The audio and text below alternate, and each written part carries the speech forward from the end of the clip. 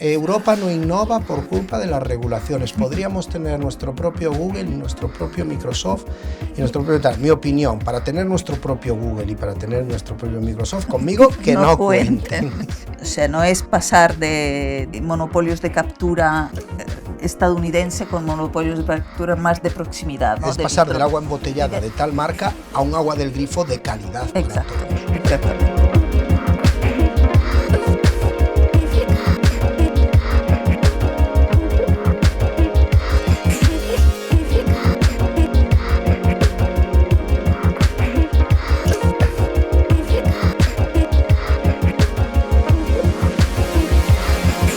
Simona, bienvenida a Kepo. Gracias, un placer.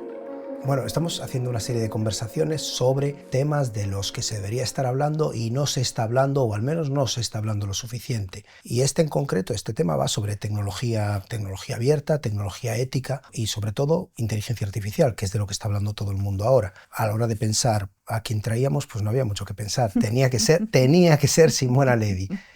Hay muchas razones por las que tenía que ser Simona Levi. Estabas con el tema de las fake news cuando escribimos Fake You, que era el único enfoque que se hizo, que no culpaba a la ciudadanía y que no culpaba a Internet de las fake news, que claramente culpaba a los monopolios y culpaba al poder. O, por ejemplo, en los temas estos de soberanía tecnológica, estabas con digitalización democrática hace ya X años, hablando en el Parlamento Europeo de digitalización democrática, entonces tenías que estar aquí. Además, tienes que estar aquí porque tú y yo solo hemos hablado una vez en la vida, que es que empezamos a hablar cuando nos conocimos y todavía no hemos parado, solo hemos tenido una conversación en nuestra vida, y tenías que estar aquí porque, bueno, ya sabes que yo siempre reivindico que eres mi mentora. Lo reivindico por dos razones. Uno, para reivindicar que eres mi mentora, y dos, también para reivindicar un poco el mentoring, que está un poco perdido y hay que... Bueno, pues empezamos, si te parece bien. Empezamos por el estado de la cuestión. ¿Estamos teniendo las conversaciones que hay que tener? ¿Estamos teniendo conversaciones de calidad? ¿O estamos transitando una serie de lugares comunes, o dando vueltas, o hablando de lo que nos dicen? Es un poco complicado esto, porque efectivamente... Efectivamente, el tema de digital es como se considera siempre un mundo paralelo, una cosa paralela, está la vida y luego está el digital, y esto genera una escisión que no permite hablar de digital como parte de nuestro cotidiano, etc. En realidad el digital ha entrado en la agenda muy fuerte, en realidad un poquito top-down. Y entonces esto ha hecho que la propaganda del poder haya enfocado el discurso, la conversación en ciertas cosas, sobre todo en el miedo. Y justamente lo que estamos haciendo, ¿no? Tú, yo y el resto de compañeras de XNet es un poco plantear que esto es una oportunidad y que este tema del miedo es la trampa que una y otra vez se pone cuando hay algo que democratiza o que permite encontrar unas brechas en las cuales hacer transformación o cambiar la regla del juego. Evidentemente el poder se defiende, el status quo se defiende, el miedo sabemos todos que es la arma, la primera y la principal que utilizan, por la cual cosa esta conversación también en los movimientos sociales está siempre supeditada al miedo. Por eso está muy bien que hablemos de lo que no se habla, ¿no? Deberíamos enfocarnos en las bondades para que estas bondades se queden en la gente, que las puedan utilizar, etcétera, etcétera. Has empezado muy fuerte, porque si yo tuviera que resumir todo lo que he aprendido en 15 años, pues de gente como tú, en una sola frase,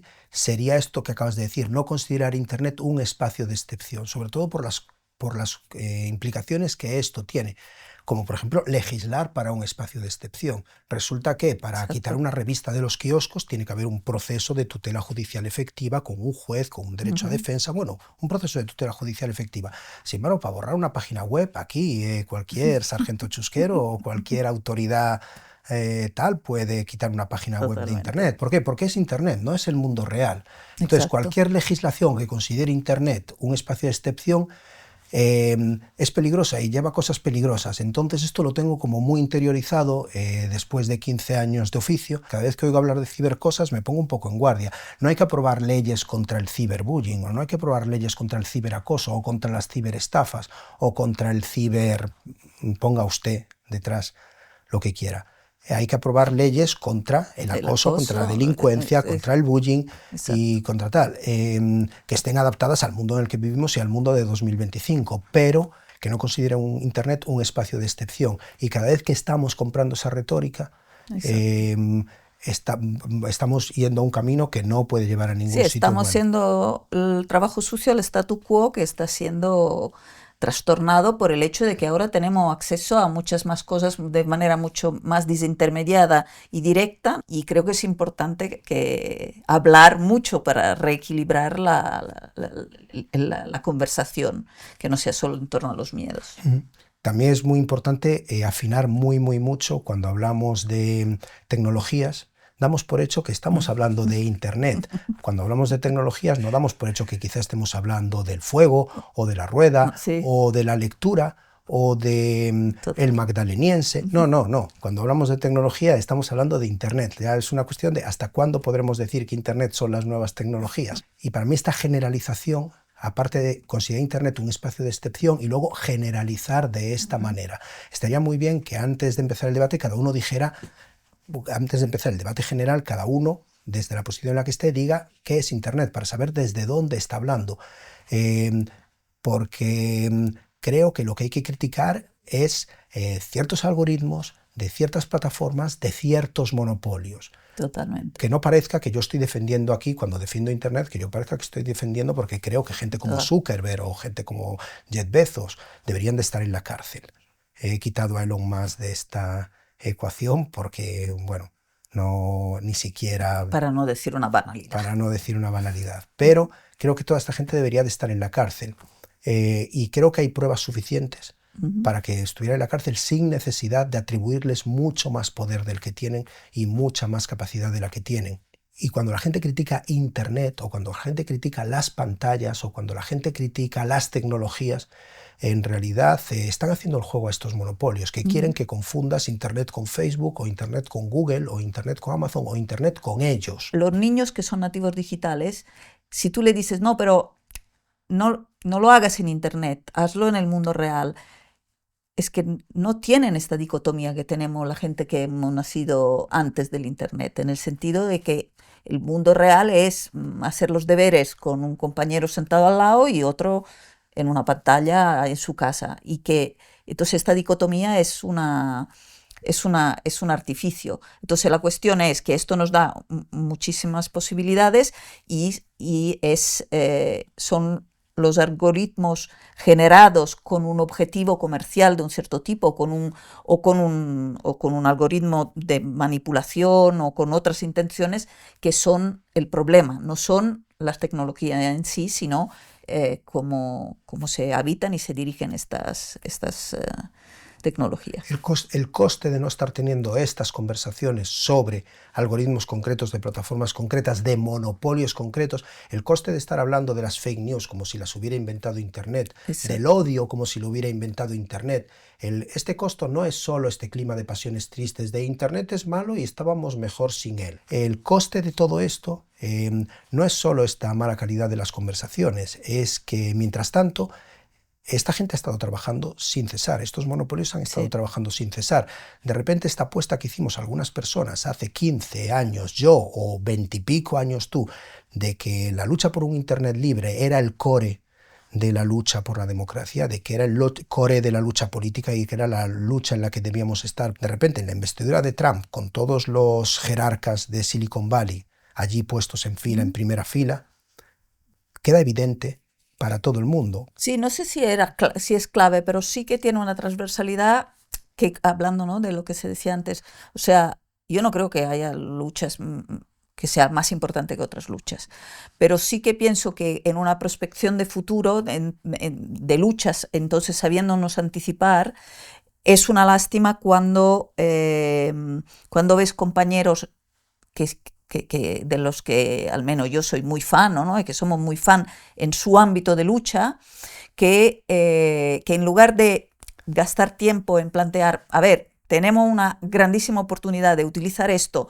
para proyectar nuestra lucha, para anticiparnos, para usar esta herramienta a nuestro favor, están perdiendo tiempo, ¿no?, y es un coste, están perdiendo tiempo en en los peligros. Quiero decir, hay unas cuestiones que son obvias de cotidianidad y que son del Internet, pero que son también, ¿no?, de la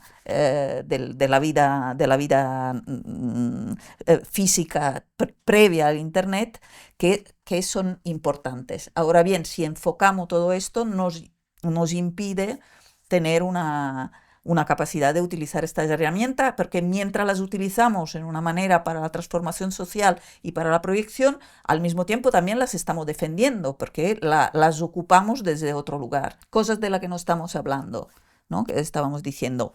De la responsabilidad de la institución, porque insistiendo en el tema de que Internet es peligroso, que cuidado nuestros datos, cosa que es cierta, estamos contribuyendo a otra narrativa que está mal. Si el sistema, cuando vas a la escuela, cuando vas a la administración, cuando vas a la sanidad, etcétera, está utilizando herramientas que se basan en la extracción de los datos y en parasitar la vida privada de las personas para generar negocio basado en la vigilancia, yo pienso que el primer target que debemos tener es que las instituciones tienen responsabilidad y tienen que ser modélicas. Perdona que te interrumpa con esto. Yo llevo 20 años usando Linux. Nunca he tenido ningún problema con nada, salvo cuando tengo que ir a hacer algo a la administración. Cuando tengo que ir a hacer algo a la administración, pero cualquier tipo de papeleo, al final me siento como que he ganado el campeonato hacker y he logrado tal. Nunca he tenido ningún problema con Linux, salvo cuando tengo que hacer algo en la administración.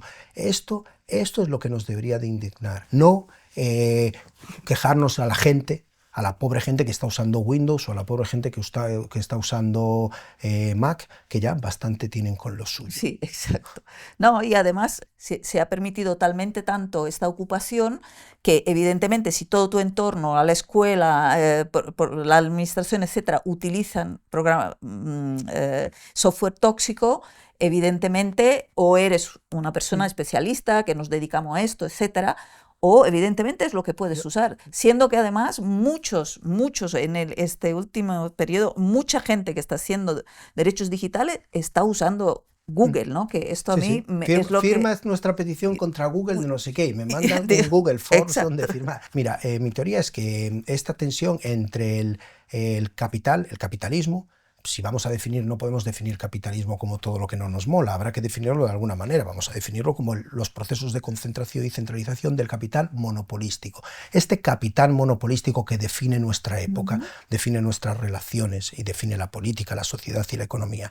Y Internet, que es la desintermediación, los mercados sin procesos de concentración y centralización del capital monopolístico, donde todo el mundo puede fluir en igualdad de condiciones.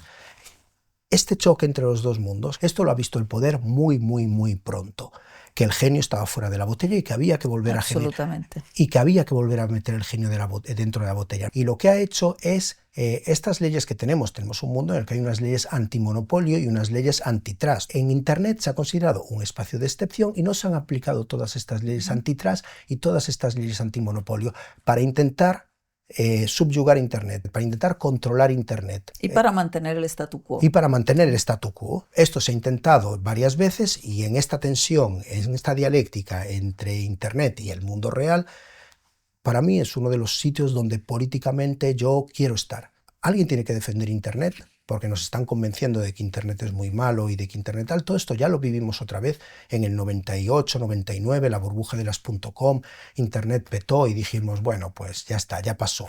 Si las empresas ya no tienen ningún interés en él, es que tal, esto va a volver a pasar otra vez.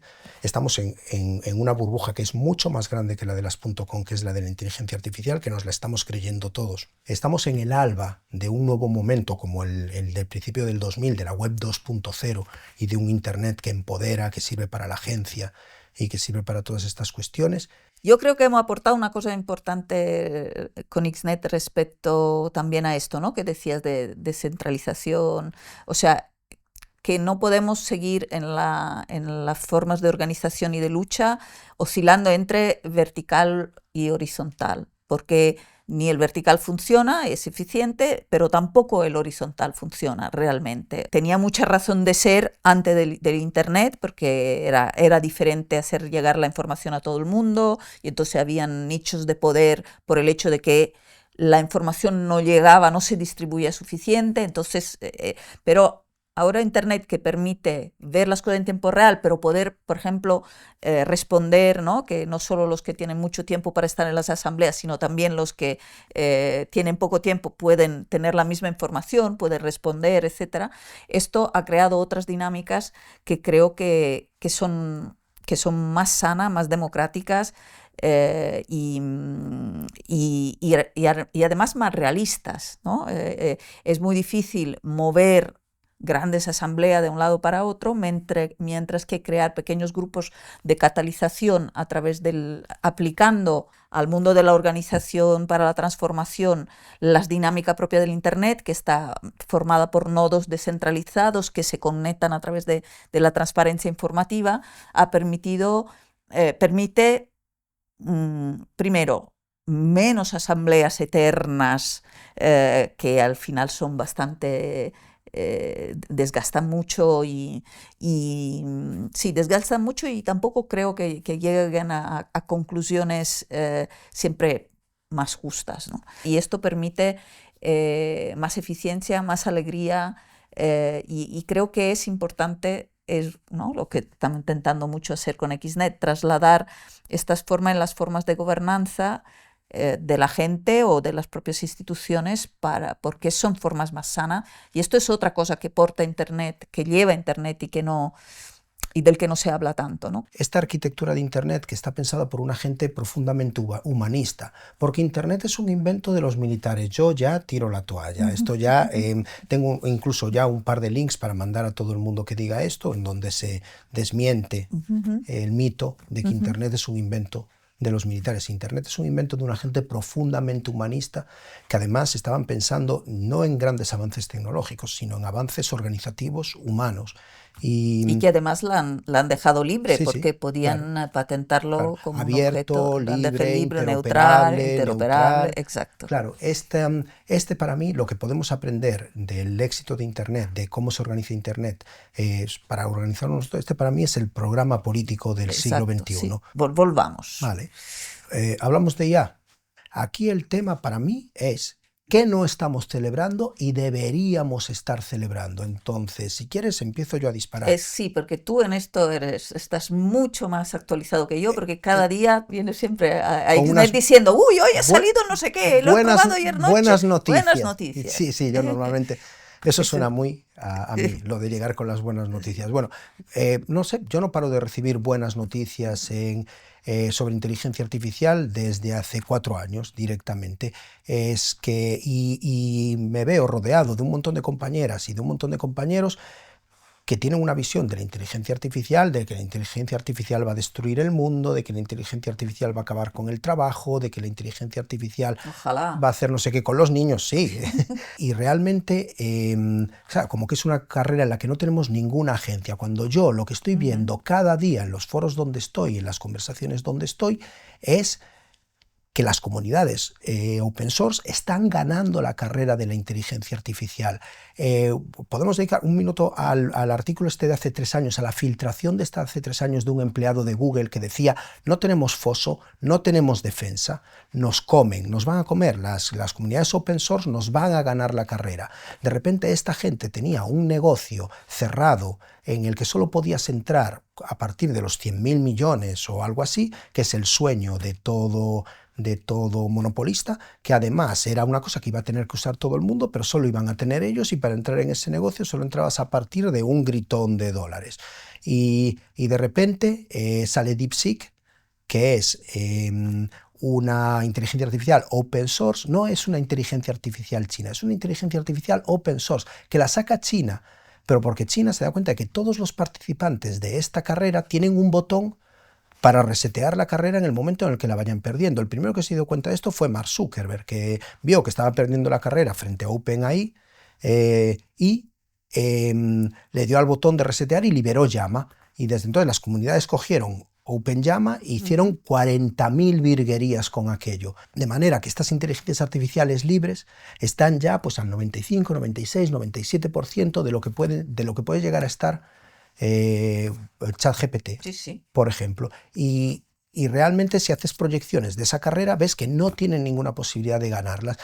Hay una montaña de dinero ardiendo en Silicon Valley, todos deberíamos estar bailando alrededor de esa montaña y celebrando alrededor de esa montaña, todos menos si alguien que nos esté escuchando tiene un monopolio, que debería estar muy triste, pero no creo que nadie aquí tenga un monopolio, pero todos deberíamos estar celebrándolo y todos deberíamos estar muy alegres, y no veo que mis compañeras y compañeros estén alegres. Es más, veo que están hablando de una serie de cosas que muchas veces ni siquiera entiendo de qué me están hablando. Cuando cada día estoy probando en mi ordenador, en un ordenador de 16 gigas de RAM del año 2016, estoy probando inteligencias artificiales nuevas en local, sin conectarse a internet, que no salen de mi ordenador, que protegen tu privacidad, que protegen mi privacidad, que son casi tan buenas como ChatGPT, con el plus que me dan de que no me están vendiendo directamente. Estoy viviendo el momento más ilusionante desde la web 2.0, desde que salió el Firefox 1.0, desde que salió la Wikipedia, desde aquel Big Bang de la web 2.0. Para mí este es el proyecto más ilusionante desde entonces, y salvo unas cuantas compañeras como tú con las que puedo compartir esta ilusión, no tengo mucha más gente. Nosotros que hemos sufrido tanto con el caso Bankia y los 200.000 folios del caso Bankia durante 8 años, si hubiésemos tenido ChatGPT o una inteligencia artificial que nos ayudara a leer los 200.000 folios, a resumirlo, y evidentemente fallando, pero quiero decir, más fallaron los abogados que nos asesoraron. O sea, puesto a escoger entre fallo de los abogados que cobraban una fortuna y luego fallaban y teníamos que nosotros aprender derecho bancario, quiero decir, yo prefiero un fallo hecho por ChatGPT porque sé que va a fallar, sé que lo tengo que verificar. Mis ojos pasaron por encima, aunque fuera en diagonal, por encima de cada uno de los 200.000, 300.000, no recuerdo. 200.000 folios. Y sé que los tuyos también. No sé, mi madre me contaba cuando trabajaba que había señoras en casa que querían que no, cuando apareció la fregona, que querían que no fregaras con fregona, que fregaras de rodillas en el suelo porque era diferente y quedaba mucho mejor de rodillas mejor, sí, en el suelo. Y yo me acuerdo cuando alguien me dice, no, esto quedaría mejor el de siempre o la de siempre normalmente, que es la que toma actas en las reuniones, que siguiera tomando actas en las reuniones en lugar de hacerlo con Whisper en local, sin salir de mi ordenador, en software libre, autoalojado, con una privacidad absoluta y total, y hacer un acta de la reunión. Sí, pero no es tan humano como fregar de rodillas en el suelo. Y yo creo que realmente son mito esto de que no es humano, que esto me aliena. O sea, si hay algo que nos ha desalienado durante la COVID es poder hablar con la abuela por videollamada, ¿no? Entonces, estas son un poco leyendas en torno... Yo voy un paso más allá. ¿Qué quiere decir? Toda esta gente, aquí hay una otra tensión dialéctica muy interesante entre todos estos Mark Zuckerberg y todos Sam Altman y todos estos que sacan la inteligencia artificial para resolver un problema que ellos tienen, que es cómo prescindir de los trabajadores. Que es un problema con el que yo no tengo mucha empatía. Y nosotros los trabajadores tenemos el problema de cómo liberarnos de lo que David Graeber llamaría los bullshit jobs, estos trabajos que aplastan nuestra mente y alienan nuestro espíritu. Podernos dedicar en el trabajo a tareas en las que aportamos un valor añadido a nosotros mismos, a nuestras organizaciones y a poder ser al mundo y a la sociedad. Tenemos la oportunidad de poner el trabajo en el centro y de poner el trabajo en el centro del debate gracias a la inteligencia artificial. Cierto, debemos ocuparnos de inteligencia artificial, pero el cotidiano digital al que nos han abogado nuestras instituciones es un vertedero, es extremadamente tóxico, se ha hecho dumping, como tú decías, se ha destruido la posibilidad de cualquier ecosistema capaz de mantener el digital, el desarrollo de la IA o de lo que viene antes, porque es un vertedero. Cualquier persona que intente tener su propio correo en su propio dominio, en su propio servidor, como nosotros en Xnet o como nosotros en Kepo, se enfrenta a unas dinámicas de monopolios que te van a boicotear hasta que te hagas un correo de Gmail. Lista negra, es así, pero, y tienes que tener uno, porque hay cosas que no puedes no hacer. Y entonces, muy bien el debate sobre la inteligencia artificial, pero que debemos ocuparnos de descontaminar nuestro cotidiano digital, o sea, eso, generar correos, pero no estoy hablando de generar guetos, yo estoy hablando de obligar nuestras instituciones a dejar de digitalizar con software espía. Esto es de lo que tenemos que seguir hablando igualmente, pero también porque es igual de apasionante. Porque, por ejemplo, tener correos en que nuestro derecho al secreto de la comunicación, que se ganó en 1705 aquí en esta ciudad, en el último Consejo de Barcelona, se ganó en 1705, se ganó el derecho al secreto de la comunicación. Pues lo hemos perdido, y mientras que tenemos todas las tecnologías posibles para que la conversación entre tú y yo o entre nosotros y otros no tenga que pasar por el servidor de Google, por un punto centralizado, sino que se quede en tu casa y en la mía, ¿no? Entonces, yo creo que sigue siendo muy sexy hablar de esas cosas, porque nos queda mucho en este baile para bailar.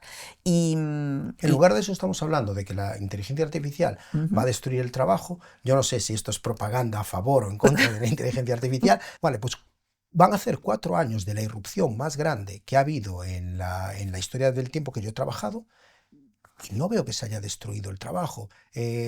Bueno, sí, se han destruido muchos trabajos muy alienantes y tristes, pero estoy de acuerdo contigo que el debate es qué queremos hacer con el trabajo. Y yo sigo pensando trabajar poco para trabajar todos, ¿no? Y creo que el sistema se tiene justamente que reformar. Bueno, aquí esto ya no tiene mucho que ver, ¿no? Pero con el sistema de fiscalidad, con una idea justamente de reparto de deberes y de oportunidades para todos, y per la cual cosa yo sí que creo que está destruyendo trabajos basura sobre el cual se basa la explotación contemporánea. Quizá aquí el problema es que hay una serie de temas que vienen dados top-down sobre los que estamos debatiendo todos, y el gran problema de esos temas es que no estamos debatiendo de otras cosas mientras debatimos de esto. Una serie de lugares comunes o una serie de preocupaciones inducidas. Saco uno, el problema de los derechos de autor y la inteligencia artificial. Tú sabes cuál es mi posición sobre los derechos de autor, yo sé cuál es tu posición sobre los derechos de autor, pero bueno, vamos a lo práctico. Yo creo que en lo práctico es una falsa dicotomía, porque no es los autores frente a las Big Tech que tienen la inteligencia artificial, porque ya hemos dicho que las Big Tech no tienen la inteligencia artificial, que en esta carrera de la inteligencia artificial estamos ganando las comunidades open source, pero sobre todo, los autores lo que no tienen son los derechos de autor. Quiere decir, esto es plantearlo así, es plantearlo en términos de los monopolios de las grandes tecnológicas contra los monopolios de los derechos de autor, que además muchas veces son los mismos porque todas estas compañías están imbricadas. Simplemente diría esto. Yo te planteo uno muy interesante, que es el de la gobernanza algorítmica, que para mí esto es una cosa que hemos hablado durante mucho tiempo, que es que a los políticos les encantan las cajas negras, les encanta lavarse las manos y les encanta decir que ellos tienen las manos atadas y que no podían hacer nada, y entonces es un peligro la inteligencia artificial en manos de esta gente, porque lo van a usar para... Exacto, para justificar su inacción muchas veces o sus malas acciones. A mí me gusta simplificar porque el mundo es muy complejo y muy problemático, y entonces esto de que, y además yo como soy mujer y ahora me he comprado unos mostachos, y cuando la gente me habla como si fuera mujer me pongo los mostachos para ver si me trata normal, que esto es, señora, es muy complicado, usted no lo puede entender. Entonces la inteligencia artificial favorecería además esta, ¿no?, inexplicabilidad de las cosas que nos imponen. Mientras que es verdad que la inteligencia artificial genera mecanismos que luego son difíciles de interpretar. Pero bueno, hay muchas cosas que sí se pueden explicar. Entonces, en lugar de ir a decirnos que son difíciles de explicar, empecemos a explicar todo lo que podemos explicar. Podemos explicar qué se le ha pedido que haga. Podemos explicar con qué datos se ha entrenado. Se puede explicar qué objetivos y qué procedimientos se le ha dicho que hiciera, ¿no? Todo lo que puedan explicar, señores, explíquenoslo, aunque seamos simples mujeres que no entendamos nada. Dice Daniel Dennett que el verdadero peligro no es que cedamos el control de nuestras vidas a inteligencias artificiales. El verdadero peligro es que sobreestimemos la capacidad de pensamiento, de comprensión que tienen estas inteligencias artificiales, y que les cedamos prematuramente el control de nuestras vidas sobre diferentes áreas. Lo explica muy bien. Es como el agua, que quiero decir, puedes privatizar la gestión del agua, pero la responsabilidad sigue siendo municipal. Tenemos que seguirle exigiendo las responsabilidades al alcalde. A propósito de agua, inteligencia artificial, otro falso debate. ¿Gasta mucha agua? Gasta mucha agua. ¿Esto cuánto gasta? Hay un vídeo de Alba Lafarga del otro día que era ¿cuánto gasta Internet? O sea, y me pareció un vídeo muy interesante. ¿Internet cuánto gasta? No lo sé, no entiendo muy bien lo del agua. Cada vez que he hablado de inteligencia artificial en público, alguien del público me ha dicho, es que gasta mucho agua. Y doctores tiene la iglesia o doctoras tiene la iglesia. No entiendo mucho de... No es mi especialidad, la transición ecológica, la crisis climática y todas estas cuestiones no es mi especialidad. Simplemente en esta tensión que dije antes entre estos grandes monopolios tecnológicos que están perdiendo la carrera de la IA frente a comunidades open source, estos grandes modelos tecnológicos quieren seguir creciendo y tienen unos límites que no son los límites ecosistémicos y los límites del planeta, son límites de que se han fundido todos los datos que hemos generado en toda la historia de la humanidad, todos los datos que hemos generado en la web 2.0 se los han fundido ya no hay más datos con los que entrenar a la inteligencia artificial y esto es un problema para ellos. Porque no pueden seguir creciendo. Sin embargo, las comunidades open source no. Las comunidades open source han apostado por hacer inteligencias artificiales cada vez más eficientes. Entonces, si nos preocupa tanto, por ejemplo, el consumo de agua, una razón más para hilar muy fino y entrar en esta carrera que podemos ganar, que estamos ganando, y apostar por las comunidades open source que están apostando por la eficiencia, no están apostando por el crecimiento. Esta locura la inventó Zuckerberg en la comparecencia en el Senado. En realidad no la inventó Zuckerberg porque Zuckerberg no inventó nada, solo se fue apropiando como los likes que los cogió de otro lado, el otro lo cogió de otro lado. Pero esta estrategia de comercial, de cuando compareció en el Senado haciendo un mea culpa, diciendo mi máquina es tan poderosa que ha puesto a un troll de Twitter de presidente de los Estados Unidos, mi máquina Facebook, o ha provocado el Brexit, o esto o lo otro. Él vende a los anunciantes que puede cambiar a la opinión pública. Y cuando nosotros acusamos a Facebook de poder cambiar a la opinión pública, estamos haciendo publicidad de Facebook. La inteligencia artificial de las Big Tech salieron desde el principio con esta estrategia comercial de la inteligencia artificial va a destruir el mundo. Esto es, si va a destruir el mundo, imagínate lo que puede hacer por tu empresa. Tú sabes que yo eso lo matizaré, porque en eso no estoy del todo de acuerdo. Entonces, por eso que esta conversación, o sea, que sí, que estoy de acuerdo contigo en el fondo, y que esto es una puesta en escena, y es igual que Altman diciendo que la inteligencia o la toca él, o es el fin de la humanidad, pero yo creo que sí que cambian, ¿no? Que ha tenido mucho poder en cambiar el debate público de una forma muy disruptiva, pero estamos de acuerdo en el hecho de que justamente el tema no es Internet sí o no Internet no, ¿no? O sea, ¿por qué ahora las grandes máquinas de propaganda pagadas, como es Facebook, porque Trump paga para poder alcanzar un target bestial que nadie otro puede alcanzar, o los grandes medios de comunicación que también dividen en burbujas de pensamiento,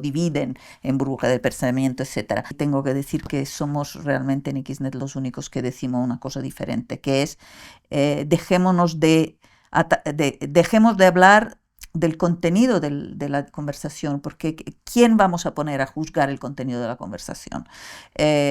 Donde nos tenemos que enfocar es en la verificación, en quién invierte dinero en información no verificada, completamente fabricada, que esto no debería ser posible, igual que se hace en la industria de la alimentación. Es aquí donde tenemos que buscar la responsabilidad. Los grandes cambios de sentimientos sociales se hacen con la intervención de la propaganda, del poder y de los poderes en sentido amplio, principalmente en torno a los poderes de los partidos políticos con sus redes clientelares y con sus redes de promotores y patrocinadores. Por la cual cosa, en realidad, este es el punto de atención. Mi punto es que no son todopoderosos, son poderosos, pero no todopoderosos. De hecho, no sabemos, son imperios bastante de plástico y bastante de cartón, que quiere decir, probablemente Facebook dentro de 10 años esté en el mismo sitio que está MySpace ahora. Sobre todo pensemos en esto que Cory Doctorow llama técnicamente la mierdificación de las plataformas, que todas las plataformas pasan inevitablemente por el mismo ciclo. En realidad están muy, muy al final de su carrera y nosotros los seguimos considerando como si fueran gigantes invencibles sensibles, cuando en realidad la economía generativa está en otros lugares en Internet. Venga, y otro tema que es Europa no innova por culpa de las regulaciones. Podríamos tener nuestro propio Google y nuestro propio Microsoft y nuestro propio tal. Mi opinión, para tener nuestro propio Google y para tener nuestro propio Microsoft, conmigo que no cuenten. O sea, no es pasar de monopolios de captura estadounidense con monopolios de captura más de proximidad, ¿no? Es pasar del agua embotellada de tal marca a un agua del grifo de calidad para todos. Exactamente. En realidad el software libre ya existe. El software libre no es tanto porque sea libre, que también. Software libre nos interesa porque es auditable, porque cualquiera, sin necesidad de trabajar en la empresa, puede ver qué software está utilizando y qué es el procedimiento que lleva a cabo. La política en este momento, la política institucional, por fin habla de soberanía, lo cual, hombre, no está mal, solo han tardado 10 años, pero se refieren a que no quiero que tenga poder Trump. A mi población solo la espío yo. Exacto. No queremos competencia. Exactamente. Nosotros queremos auditabilidad distribuida, es decir, que el software tiene que ser libre para poderlo auditar, para que cualquier persona tenga la posibilidad de auditar lo que el software ejecuta, y los servidores, esta cosa que dice muy bien la Free Software Foundation, que la nube no existe, sino que es el servidor de otra persona, pues necesitamos que los servidores no sean de otra persona, no sean nubes, sino que deben ser nuestra propia nube, o sea, un servidor donde nosotros podamos entrar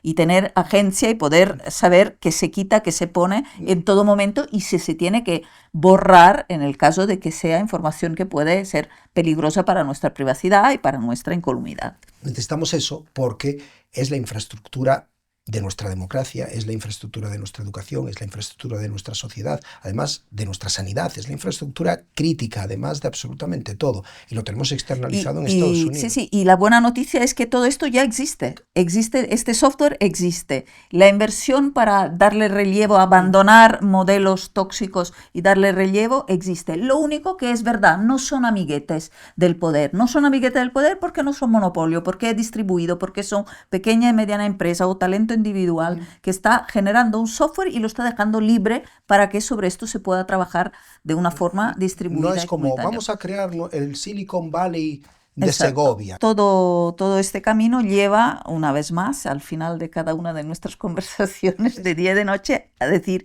que las instituciones son el interlocutor, el target a transformar, porque están siendo liberticidas. Bueno, Simona, yo creo que es hora de ir acabando esta conversación aquí, pero esta conversación no se acaba nunca, porque como dije al principio, hemos tenido solo una conversación en nuestra vida, que empezó cuando nos conocimos y que seguirá siempre. En esa conversación en ciertos momentos participa más gente, en otros estamos tú y yo solas, ahora seguirá mientras vamos hacia el metro. Muchísimas gracias por haber venido hoy aquí. Un placer como siempre.